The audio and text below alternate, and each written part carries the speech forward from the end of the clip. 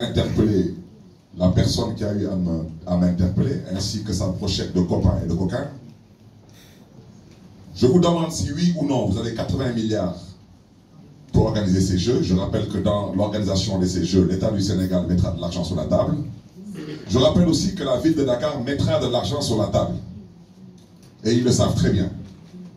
Combien d'argent ont-ils obtenu? Parce qu'eux ne mettent pas d'argent sur la table. C'est l'argent du CEO. Je leur demande seulement de dire aux Sénégalais, est-ce qu'ils confirment que sur 80 milliards de budget, est-ce qu'ils confirment qu'ils ont à peu près 20 milliards de restauration et de billets d'avion? C'est oui ou non? Mais franchement, j'ai le droit de vous demander tout de même où se trouve l'héritage de Dakar. À Paris, ils ont obtenu une nouvelle piscine olympique en face du Stade de France. C'est un joyau qu'on aperçoit à partir du périph' et qui fait la fierté de Paris aujourd'hui. Je l'ai déjà dit, le village olympique à Paris a été transformé en logements sociaux.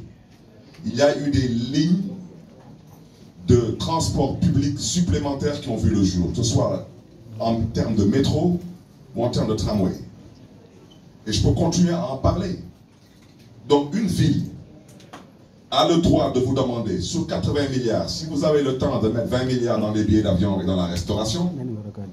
Au passage, j'aimerais bien savoir quelles sont les sociétés qui seront impliquées dans tout cela, même si ce n'est pas la ville de Dakar, d'organiser le transport et la restauration. Je pense tout de même que le maire de Dakar que je suis, j'ai tout de même le droit de demander à ce qu'on prenne en compte les entreprises dakaroises et les entreprises sénégalaises. C'est 80 milliards. Mais sur 80 milliards, est-ce que quelqu'un dans ce pays pense que c'est trop demandé à ce qu'on aménage la corniche des HLM?